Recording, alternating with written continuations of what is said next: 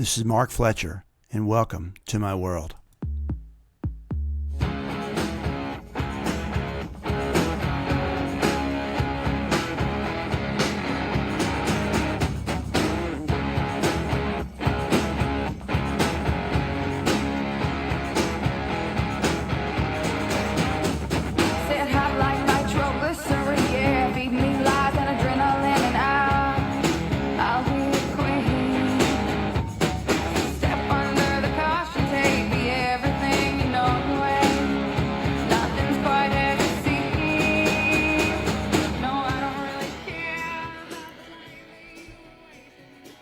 Welcome to Southern Tales, tall and otherwise. Food has always been like some sort of mystery to me, and I'm always amazed when a new product is introduced. I always wonder, well, in this day and time, how could they still be discovering food?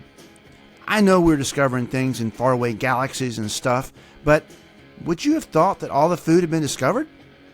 I am proud to say that I was among the first people on Earth to taste at least two creations that went worldwide. And it started in my little Tennessee town, though the inventor never got the credit until now. And like I say, it's just a Southern thing. Sit back and enjoy.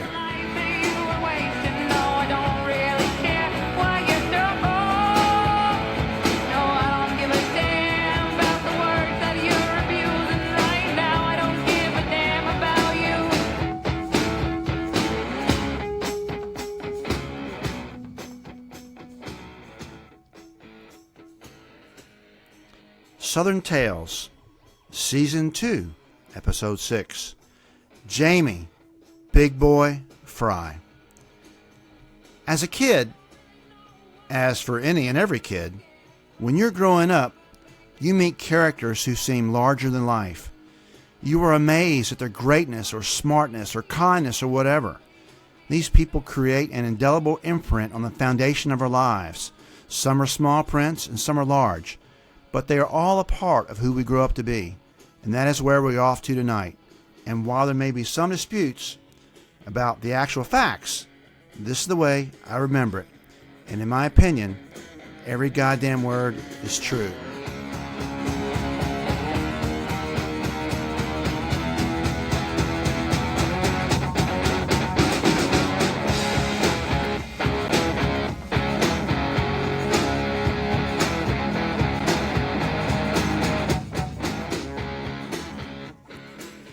Now, I'm going to ask you again to go back and listen to some of the earlier episodes, if not all of them. You see, every episode in the series kind of builds upon itself. These are stories about me, my family, cousins, uncles, closest friends, some friends who are close but maybe aren't anymore, some who don't want to hear these stories, maybe. But yeah, it's true, some of them are allegedly kin to me, but I really don't know how. I refer to them as uncles or cousins or whatever it may be. But these are all characters that I introduce, and they continually weave their way in and out of these stories. And sometimes, in order to understand the context of the humor, you need to know the characters. Tonight's episode is no different. You know that I grew up on a military base. Well, really, it was an Army ammunition plant where we made tank shells that the Army sent to Israel 24/7, and the Israelis love to shoot tanks, apparently. It was owned by the Department of Defense, but it was ran by a contractor. In the 70s, it was Harvey Aluminum, and then later it became Martin Marietta. We lived on the base, and the plant itself was a small city with everything. We had our own power, water, sanitation, sewer, everything you needed. We had our own softball field, skeet range, tennis courts, swimming pool, clubhouse, and the plant had its own hospital, fire station, guard station, wastewater plant, water plant, and cafeteria. Now, the cafeteria at Area T was not far from my house. During the summer, I would always beg my dad to let me ride my bike up there and have lunch with him. Some might say I did this because I loved being with my dad. Okay. Some might say I loved any excuse to be able to ride my bike out of the neighborhood. But the really smart ones would say that I knew great food when I tasted it. There's probably truth in all those statements, but the primary thing I remember is not only the food, but the master chef, Jamie Fry, whom they lovingly called Big Boy. I say lovingly because I don't think he had any enemies. Now, Jamie was a big boy. I mean, he was tall and strong, but he was just big. And to me, being a kid, he looked like he weighed 1,000 pounds, but he was probably well over 300 pounds. And to me, he didn't look like fat. He didn't look fat. I mean, he just looked big. I mean, Santa Claus looked big to me, and I never thought Santa Claus was fat. But everyone loved him and his demeanor, and of course his food. Now, I first remember Big Boy when I was bat boy for my dad's Little League team. Harvey Aluminum was the sponsor of my dad's team. And I was, 7 or 8. And Big Boy's son, Phil, was a star on the team. It was a pretty good team, too. I think it had guys like Tom Bryant, Phil Mischke, Lee Jewell, and some others. But Phil Fry, Big Boy's son, was my favorite. He was just like his dad. I mean, he was as good as they come. He was always so good to me, and I was just a little kid, right? I wasn't even a very good bat boy. I don't know what happened to him, but I would guess that he was successful in life at most anything he wanted to do. Just one of those guys.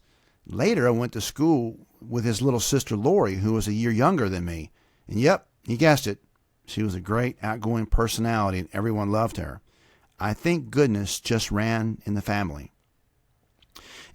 It was called Area T where my dad worked, and it's where all the big shots were for the Department of Defense. That's where the plant commanding officer, who always wore his Army uniform, was there, as were all the departments like quality assurance, engineering, purchasing, safety. Safety was where my dad worked, and he worked for Mr. Simmons, a neighbor, until Mr. Simmons retired, and then my dad became the chief safety engineer. I would ride up there maybe a mile or a bit more and check in at the guard shack. They would give you an official visitor's badge, and my dad would meet me at the gate. We might stop by his office, but usually I was in a hurry to get to the cafeteria, as it seemed most folks were. This was not the Katie McKellar cafeteria with that awful food that I dreaded going into for every lunch. This was Nirvana. Now, earlier, I kind of gave you a teaser, like wondering about how new foods are invented. This is my story. From the first time I went to lunch with my dad until the last time we ate in that cafeteria, the best thing there was always dessert. And it was not the artificially simulated desserts that most places have now. This was homemade stuff by Jamie and his staff. And it was over the top with greatness. But the greatest thing in a sea of greatness was what he called brownie pie. Now, this brownie pie was an irregular tight pie crust, but the name never did it justice. It was soft and tasty and looked like brownie on top, but inside was full of chocolate wonderfulness that is indescribable. I mean, it kind of oozed, but it didn't. I mean, it was just, I don't know, there's no real description for the texture and the wonderfulness of it. I could never get enough of it, and sometimes I would get 2 pieces. And eventually, my dad got Jamie to give him the recipe. My mom has made that pie now for 50 years. And it's a holiday staple at our house. And everywhere we went after that, I would order their chocolate pie or chocolate chess cake or whatever. But there was not an establishment in America that had Jamie Fry's Big Boy brownie pie. Until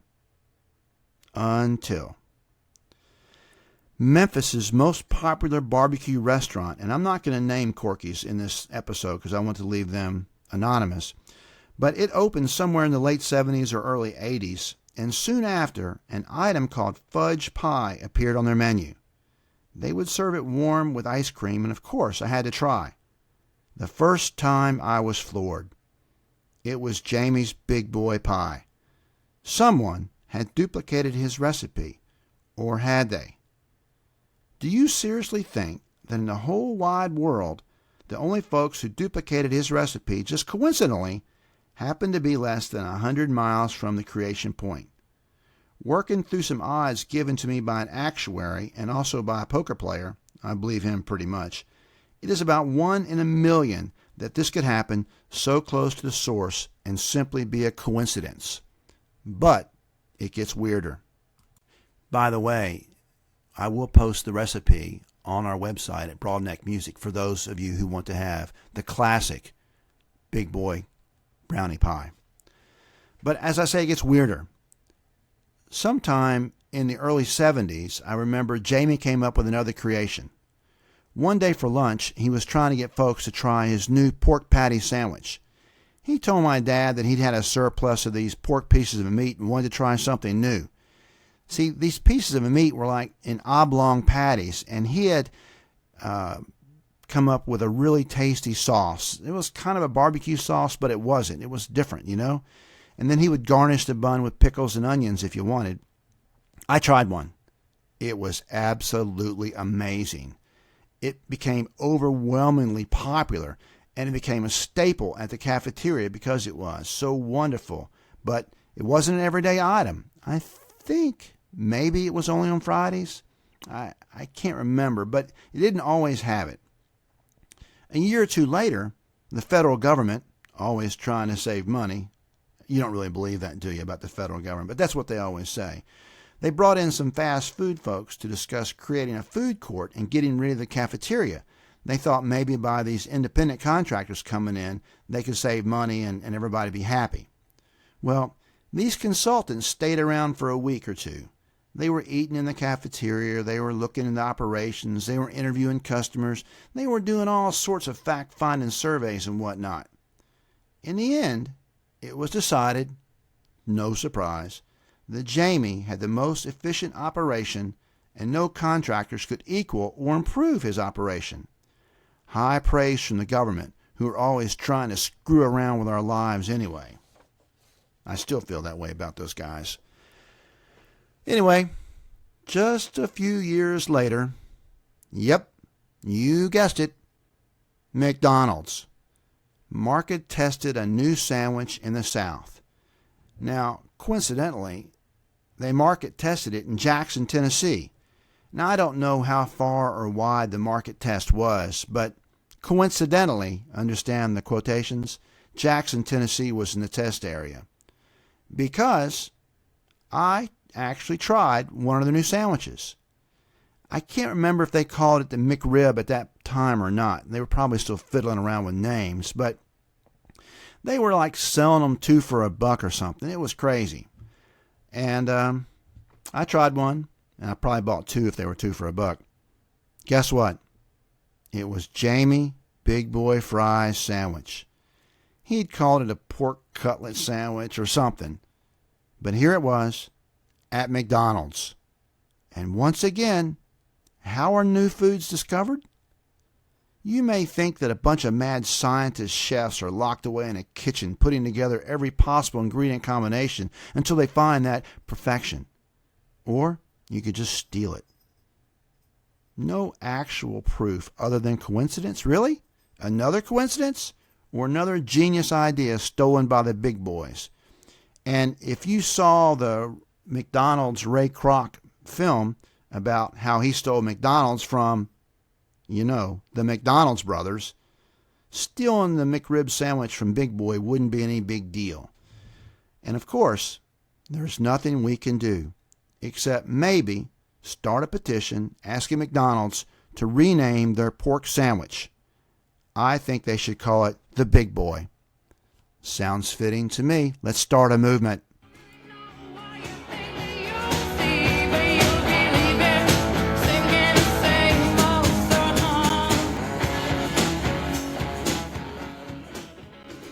For the liner notes of this episode and all episodes of the Southern Tales podcast, please go to broadneckmusic.com where you'll find out more about the episode. You can also find more about our kick-ass theme music from Audra Brown, one of Memphis's best young songwriters.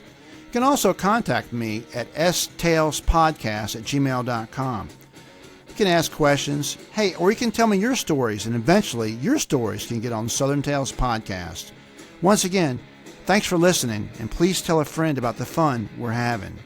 See you next week on Southern Tales, 20 minutes and a smile.